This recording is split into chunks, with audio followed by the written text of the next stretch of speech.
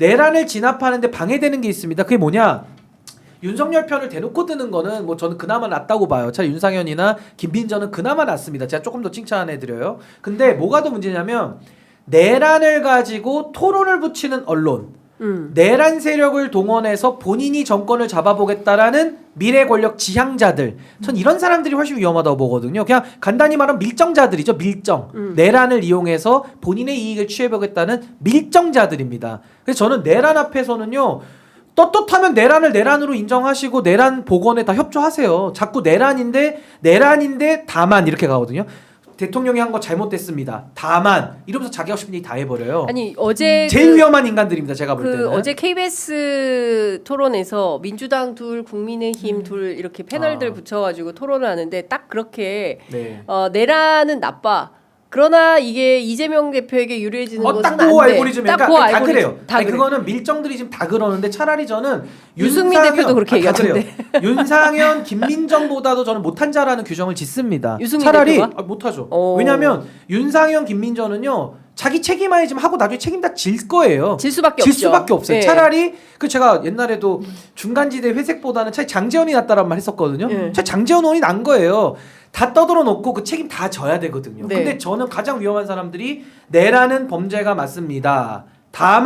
다만만 나오면 무서워 죽겠어. 다만 이재명 대표와의 형평이 안 맞고 이재명 대표랑 비교했을 때 네. 이건 또 아니지 않습니까? 그러면서 사실상 내란을 옹호해 버려요. 그렇죠. 이거 저는 그게 제일 가장 문제라고 나쁜 겁니다. 생각해요. 예. 밀정이 가장 나쁜 거고 밀정. 지금 이 대한민국의 내란 제가 진압이라 그랬잖아요. 네. 진압이라는 것은 불이 났을 때 우리가 진화라고 해서 불을 끄는 거고요. 내란은 진압을 해야 되는데 진압을 방해하는 게 뭐냐? 이 밀정. 결국에는 내란 동조 세력과 함께 손잡고 뭘 해보겠다라는 거기 때문에 내란 동조 세력과 내란 세력에 면죄부를 주는 결과를 갖고 옵니다. 그래서 저는 비판해야 된다고 보고 굉장히 지금 조심해야 될 상황이다. 지금 이런 사람들의 준동이 너무 심해요 지금. 네. 언론이나 정치권에서. 신인규 너무 변호사님하고 동의가 저하고 됩니다. 생각이 너무 똑같아요. 네. 저도 어제 이렇게 쭉 미디어를 보면서 야 이건 좀 심각하다. 그리고 도를 넘었죠, 지금. 그 물타기의 정도가 과하다라는 생각이 좀 맞습니다. 들었어요. 그러니까 지금 제일 심각한 게 뭐 KBS나 뭐 이런 주류 언론하고 그 다음에 보수 언론들이 앞다퉈서 그 일부 지상파도 몇 개 있어요. 지상파들 그런 비슷한 유의. 그러니까. 예. 예,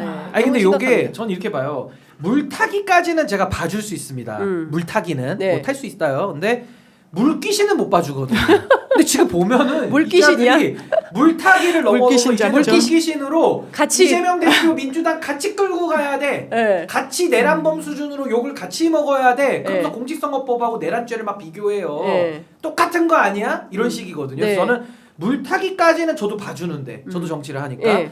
물귀신은 제가 못 봐줍니다. 근데 네. 지금은 다 물귀신으로 가고 있어요. 물귀신은 쫓아야 됩니다. 팥을 뿌려야 돼요. 팥을. 너무 내가 동의돼요. 보기에는 저기 네. 민주당 법률위원회 부위원장 맡고 있는 장현미 변호사님이 더 세게 얘기를 해야 될 것 같은데 신 변호사님 내란이잖아요. 이거는. 내란이잖아요. 내란은 맞아요. 불소추 특권 예외 아닙니까? 이거는 보수 진보 여야를 따지는 것 자체가 문제인 거예요. 맞아요. 그리고 토론 붙이는 것 자체가 사실상 내란 세력들에게 숨구멍을 붙여주는 결과를 갖고 옵니다. 이건 결과적으로 판단해야 돼요. 맞습니다. 본인의 의도는 나는 뭐 기계적으로 균형해야 되고 그런 의도였어. 의도가 중요한 게 아니라 지금 내란은 결과가 중요하다. 네. 국민들이 아파하고 계시기 때문에 예. 강력하게 진압을 해야 됩니다.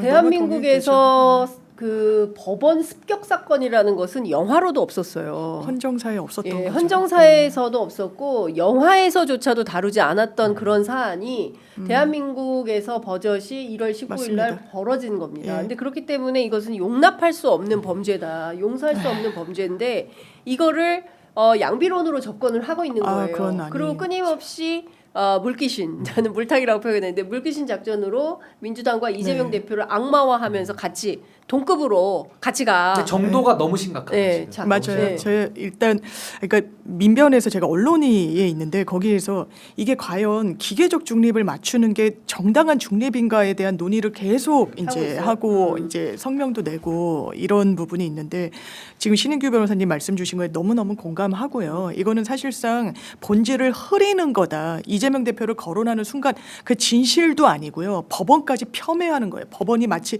편향에 있는 것처럼. 그 당시에 영장이 왜 기각되는지 짤막하게 보면요. 막 대장동으로 배임했다는 거 아닙니까? 왜 A라는 이런 방식을 채택하지 않고 B라고 해서 더 이득을 많이 얻을 수 있는데 이득을 덜 얻었다라는 거였어요. 판사가 물었다는 거예요.